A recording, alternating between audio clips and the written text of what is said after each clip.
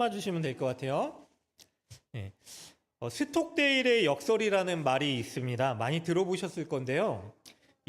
제임스 스톡데일이 미군의 해군 제독이었는데 월남전 당시에 이제 포로가 돼서 무려 8년 동안이나 하노이 수용소에 감금이 됩니다.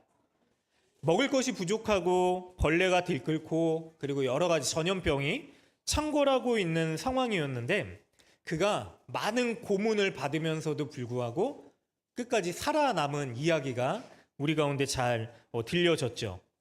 그런데 본인 스스로 살아난 것뿐만이 아니라 그가 다른 병사들이 살 수 있도록 도움을 또 줍니다. 나중에 이 스톡데일에게 물어봐요. 어떻게 그 힘든 상황 가운데서 그렇게 할 수 있었습니까? 다른 사람을 살리는 일을 할 수 있었습니까? 라고 질문을 했는데 두 가지를 얘기하는데 어떤 얘기냐면 풀려날 것에 대한 희망, 소망을 잃지 않았습니다. 라고 얘기를 했고요.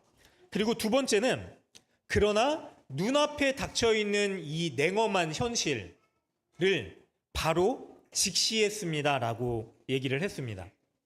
자, 포로 수용소에서 가장 먼저 죽어간 사람들이 어떤 사람이냐면은 그냥 의미 없는 소망, 그냥 기대, 마치 희망 고문과 같은 그 의미 없는 소망을 붙들고 있는 낙관주의자들이었다라고 얘기를 해요. 올해 크리스마스 때는 나갈 수 있다. 아니면 내년 부활절, 또 내년 크리스마스. 그런데 결국 내가 기대하는 소망이 끊어지게 되자 절망하고 좌절했다라고 하는 것이죠. 냉엄한 현실을 바로 직면하고 있는 그 분별력, 그리고 그러나 그 가운데서 소망, 희망을 잃지 않는 것, 이 두 가지가 그를 버티게 했고요.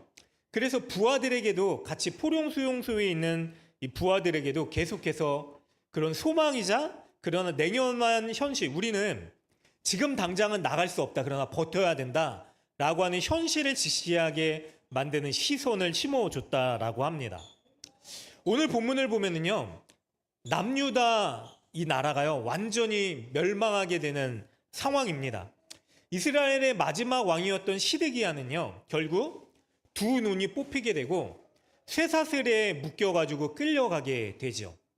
자, 그뿐만 아닙니다. 예루살렘 성벽이 다 허물어져요.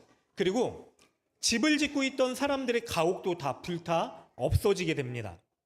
사람들은 다 포로로 끌려갔고요. 그런데 남아있는 사람들조차도 자유로울 수 없었습니다. 모든 게 다 끝난 것 같은 상황에 그러면은 오늘 이 말씀을 우리가 어떻게 직시하고 받아들여야 될까요? 분명한 것은요, 아까 마지막에 나왔었던 여호와긴이라고 하는 포로로 끌려갔었던 왕을 통해서요, 하나님께서 다시 절망 가운데 소망을 주신다라고 하는 거예요. 여러분, 오늘 말씀을 보니까요, 자, 이건 넘어갈게요. 25절부터 보니까 포로로 끌려간 여호와긴이 갑자기 풀려나는 말도 안 되는 일이 벌어지게 됩니다. 자, 무려 감옥에 갇혀서요 37년을 그 감옥에서 고통당하고 그리고 속박받는 삶을 살았습니다. 말이 37년이지 감옥에서 37년을 살았다라고 하면은요, 그냥 그 삶에 익숙해지고 이제 다 끝난 거예요. 그의 삶은 완전히 재가 된 거예요. 자, 캠핑을 가끔 하면은요, 나무를 태우면 까만 재가 남잖아요. 그런데 그 까만 재조차도 다 태워지면 어떻게 되냐면 새하얗게 된 잿가루만 남게 되잖아요. 37년의 그의 삶은 완전히 그냥 소망 없는 삶으로 끝나버렸을 것입니다. 그런데 하나님께서 갑자기 그를 감옥에서 풀려나게 하시는 은혜를 주세요. 그런데 그것으로 끝났다라고 하면은 그는 절망 가운데 끝났을 거예요. 왜냐면 나라가 이미 망했어요. 이스라엘 백성들도 없었을 것입니다. 그는 왕으로서 살았었던 사람인데 이제 왕으로서 존재할 수 있는 나라와 땅, 고향도 없었던 상황입니다. 근데 하나님께서 그를 그냥 두지 않으시고 몇 가지 은혜를 베풀어 주시는데 바벨론의 왕과 함께 식탁에서 먹는 은혜를 주세요. 그리고 그에게, 자, 넘어갈게요. 죄수의 의복을 벗고 또 다른 존귀한 옷을 입혀주시는 은혜를 주시고요. 쓸 것을 날마다 베풀어 주시는 은혜를 입게 하세요. 여러분, 대단한 회복일 수 있어요. 제가 회복이 있다라고 말씀드리는 건 뭐냐면은 그의 삶이 완전히 변화되었습니다. 그래서 그가 회복되었습니다. 그런데 중요한 거는요, 그가 단순히 감옥에 갇혀서 인생을 끝내는 삶으로 그칠 수 있었는데, 거기서 회복되는 것을 하나님은 회복이라고 말씀하지 않으셨다라고 하는 것입니다. 여러분, 그의 회복은 무엇이냐면요, 자, 이스라엘의 마지막 왕가의 핏줄로 남겨진 이 여호와긴을 통해서요, 하나님은 새로운 일을 시작하고자 하시는 일을 준비하셨기 때문에 그렇습니다. 하나님이요, 그가 단순히 포로로 풀려나가지고 감옥에서 이제 풀려나서 좋은 것을 먹고 그리고 좋은 옷을 입고 이제 편안하게 살았다라고 하는 것을 회복이라고 말씀하지 않으시고요, 그를 통하여서 준비하시는 하나님의 약속이 있기 때문에 이제 회복이 시작되었다라고 하셨기 때문에 그것이 진짜 회복이 된 것이죠. 사랑하는 여러분, 이 왕의 삶이 어땠을까요? 아까도 말씀드렸다시피 나라는 끝났어요. 망했어요. 이제 새로운 나라를 이끌 수 있는 힘과 능력도 없었고, 백성들은 뿔뿔이 흩어져서 포로로, 그리고 디아스포라라고 하는 이민족으로 살아가게 되었습니다. 그런데 그가 하나님께서 다시 회복을 시켜주시는데 어떻게 회복시켜 주시느냐, 여호와긴의 후손 스룹바벨이라고 하는 그 자를 통해서요, 하나님께서요 다시 이스라엘 백성들이 포로로부터 귀환할 수 있는 은혜의 여정을 시작하세요. 여러분, 절대로 생각할 수 없는 이 소망의 이야기가 시작되는데, 자, 우리의 삶은 그냥 포로로 끝났어요. 나라가 망했어요. 그것이 끝났다라고 얘기할 수 있지만 하나님께서는 그 가운데서 새로운 일을 시작하시는데, 그것이 무엇이냐면 우리가 생각할 수도 없는 새로운 소망의 이야기를 시작하셨다라고 하는 것입니다. 아멘. 사랑하는 여러분, 때로는 우리 삶에요, 우리가 하나님 믿었는데 왜 이런 일이 벌어지는가라고 하는 문제들이 일어날 수 있어요. 예기치 않는 문제들, 사랑하는 가족의 아픔, 또 아니면 현실적으로 경제적으로 닥치게 되는 여러 가지 일들, 직장에서 갑자기 통보받는 어려운 문제들, 관계의 문제들, 이런 여러 가지 어려움들이 갑자기 우리의 삶에 들이닥칠 수 있어요. 그런데 그것이 하나님 믿는 사람들에게 절망이 아닐 수 있는 이유는요, 하나님께서는 하나님이 말씀하신 대로 하나님의 약속과 그리고 회복을 분명하게 이루어 주시는 분이시기 때문에 그렇습니다. 아멘. 하나님은요, 당장 우리가 절망하고 있는 것 같지만 끝났다라고 얘기할 수 있지만 그 이후에 말씀을 붙들고 회복을 기다리고 있는 사람들에게 하나님의 새로운 회복의 역사를 이루어 주시는 분이십니다. 아멘. 그러면 어떻게 그럴 수 있는가? 하나님의 말씀이 여전히 우리 가운데 들려지고 주어지고 소망의 흔적으로 남아 있을 때 우리는 새로운 희망의 이야기를 기다릴 수 있게 됩니다. 나라가 끝난 상황에서 하나님이 전혀 생각할 수 없는 방식으로요, 포로로 이미 끌려갔었던 여호와긴 이미 잊혀졌어요. 모든 사람들이 다 잊었었던 그 한 사람을 다시 하나님의 역사에 등장시키셔서요, 그로 하여금 스룹바벨이라고 하는 새로운 지도자를 하나님께서 낳게 하시고요, 그를 통해서 이스라엘 백성들이 포로 생활 가운데 귀환하여 성전과 성벽을 재건할 수 있는 토대를 만들어 가십니다. 그뿐만 아닙니다. 나중에 신약 성경을 가보면요, 마태복음에 예수님의 계보가 등장하는데 거기에 이 여호와긴이라고 하는 이름은 등장하지 않지만 새로운 이름, 여고냐라고 하는 여호와긴의 다른 이름이 등장해요. 자, 뭐냐면요, 우리의 왕조는 끝났다라고 싶지만 하나님은 아까 전도사님이 이야기했던 것처럼요, 다윗에게 약속하신 그 신실한 약속을 지키기 위해서요, 하나님은 지금도 일하고 계시고 우리의 눈이 감겨지고 들리지 않는 상황 가운데서도 하나님은 회복의 일을 준비하고 계셨다라고 하는 거예요. 그게 역사 가운데 증명되죠. 마태복음 1장 예수 그리스도의 족보예요. 이 여호와긴의 다른 이름을 등장시키시고요. 그리고 그를 통해서 계속해서 자녀를 낳고 자녀를 낳고 자녀를 낳고 결국 다윗의 후손을 통해서 하나님께서 진정한 회복을 주신 예수 그리스도를 우리 가운데 보내주셨던 것이죠. 그래서 하나님께서 다윗과 약속하신 이 약속을 성취하시는데 내 집과 내 나라가 영원히 견고하리라 라고 했었던 하나님의 말씀을 분명하게 성취시켜 주셨습니다.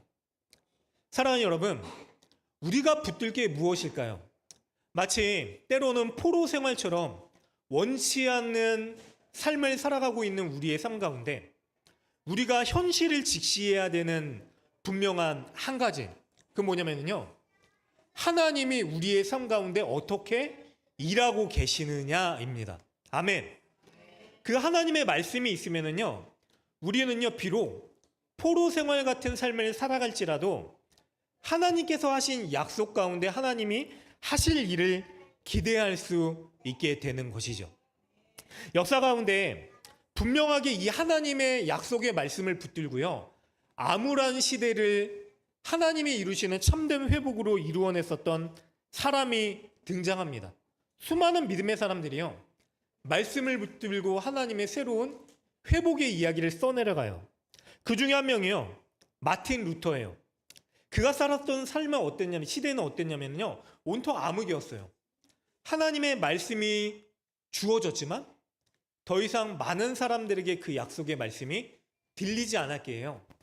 말씀을 가진 사람들이 타락해서요, 사람들을 죄악 가운데 무너뜨리는 삶을 살게 했죠. 그런 루터가요, 하나님의 말씀 때문에 결단하고 종교 개혁을 일으키죠. 그리고 날마다 하나님의 말씀을 붙들고 씨름하면서 하나님께서 과연 이 시대에 무엇을 말씀하시고 원하시는가를 깨달아 알고 우리가 말씀으로 돌아가야 된다라는 사실을 천명하고 개혁을 시작하게 됩니다. 그런데 그런 루터를요, 당시에 찰스 5세라고 하는 황제가 불러들이고 신문을 하기 시작해요. 그러면서 루터, 당신이 이야기한 이 종교 개혁에 대한 반박문을 철회할 준비가 되어 있는가라고 하는 질문을 했더니 루터가 저에게 하루만 시간을 주십시오라고 얘기를 해요. 사람들이 수군거리기 시작합니다. 광부의 아들에 불과한 이 평범한 수사가 오스트리아와 부르고뉴, 베네룩스, 스페인과 나폴리의 군주요, 합스부르크의 왕가의 아들이요, 대대로 내려오는 카톨릭 통치자의 상속자인 총명한 젊은 찰스 5세 황제 앞에 경외심과 두려움으로 압도되었음이 틀림없다라고 수군거리기 시작해요. 그런데 루터가 그 황제 앞에 다시 서서 이렇게 이야기를 합니다. 황제 앞에 선 나나, 그리고 이 앞에 선 황제조차도 하나님 말씀 앞에 서야 되는 두려움을 가진 자들이다. 그러면서 얘기하는 게, 존엄하신 폐하와 높으신 분들께서 단순 명료한 답변을 요구하시므로 저는 아무런 주석도 단서도 붙임없이 이렇게 대답하겠습니다. 제가 성경의 증거나 명백한 이성에 의하여 다른 확신을 갖지 않는 이상 저는 제가 인용한 성경에 사로잡혀 있으며 제 양심은 하나님의 말씀에 의해 포로가 되어 있습니다. 따라서 저는 아무것도 철회하지 않을 것이며 철회할 수도 없습니다. 왜냐하면 하나님의 말씀 앞에 섰기 때문입니다. 주님, 제가 여기 있사오니 하나님이여 나를 도우소서. 아멘. 그리고 형장의 이슬로 사라지게 돼요. 여러분, 하나님의 말씀이 있기 때문에요, 더 이상 지금 나라가 망하고 그리고 이스라엘 백성들은 포로로 끌려가고 이제는 우리가 끝났다라고 하는 것 같은 상황이 문제가 되지 않을 수 있는 소망의 이유가 될 수 있는데, 무엇이냐면요, 하나님의 말씀이 주어졌기 때문입니다. 그 말씀이 있기 때문에요, 루터가요, 몸은 죽여도 영혼은 죽이지 못하는 자들을 두려워하지 않고 하나님 말씀 앞에 자신을 내어드리고 설 수 있었던 것이고요. 결국 하나님의 말씀을 의지하는 한 사람을 통해서 어떤 일이 일어나면 전혀 의도치 않는 일이 일어나요. 루터는 그냥 형장의 이슬로 죽어져 갔지만 나중에 루터가 이루었었던 이 일이 독일을 완전히 변화시키게 됩니다. 자, 40년이란 긴 세월 동안 그 지역에, 독일에서 쓰여졌던 5권의 책 중에 2권을 루터가 쓰게 되고요. 그리고 독일이 변화되기 시작하는데 문맹률, 그러니까 문맹률이 95%, 글을 못 읽는 사람들이 대부분이었는데 루터가 번역한 성경들이 보급되기 시작하면서 문맹률이 3%로 떨어지고요. 수많은 사람들이 성경을 접하게 되고 하나님이 누구이신지, 하나님이 우리에게 어떤 하나님의 뜻을 원하시는지를 알게 되고요. 그리고 그 시대가 변화되고 지금도 루터의 영향을 받는 일들이 우리 가운데 이루어지게 됐죠. 오직 말씀으로, 오직 은혜로, 오직 예수 그리스도로 말미암아 구원이 있게 될 것이다. 아멘. 여러분, 루터가 이걸 의도했을까요? 절망적인 상황 가운데요, 하나님의 말씀을 포기할 수 없는 한 사람이요, 그 말씀을 붙들고 씨름하면서요, 하나님 도대체 어떤 뜻을 원하십니까? 나라는 끝났지만은요, 전혀 의도하지 않게 하나님 말씀하신 그 약속의 소망을 붙든 사람들을 통해서요, 하나님은 새로운 회복과 하나님의 일들을 준비하시고 이루고 계셨던 것입니다. 사랑하는 여러분, 그래서요, 무너진 자리에서 말씀을 붙드는 게요, 우리가 해야 될 회복의 시작인 줄로 믿습니다. 당장 현실을 보면은요, 왜 이런 일이 벌어지는가? 왜 우리 가운데 이 고통, 절규하는 상황, 나라가 마치 망한 것 같은, 아니면은 온통 이스라엘 백성들은 다 포로로 끌려가는 것 같은 상황이 시작되었는가? 그러나 이 가운데서도요, 하나님은 말씀하고 계시고 역사의 주인 되어 주시고요, 지금도 하나님의 소망의 이야기를 써내려가고 계시는 줄 믿으시고요, 오늘도 하나님 말씀 앞에 하나님 약속을 신뢰하는 믿음으로 살아갈 수 있는 저와 우리 모두 되시기를 주님의 이름으로 간절히 축원합니다. 그래서 현실을 직시하십시오. 그러나 하나님의 말씀을 통해서 현실을 바라볼 수 있는 은혜가 있으시기를 간절히 바랍니다. 그러나 절망 가운데 삶을 포기하지 마십시오. 하나님이 지금도 우리 가운데 일하고 계시다라고 하는 분명한 믿음을 가지시고요, 하나님의 회복의 이야기 가운데 하나님이 써내려가시는 한 사람의 붓과 볼펜으로서 하나님의 이야기를 쓸 수 있는 저와 우리 모두, 그리고 사랑하는 가치 있는 교회 성도님들 되시기를 주님의 이름으로 간절히 축원합니다.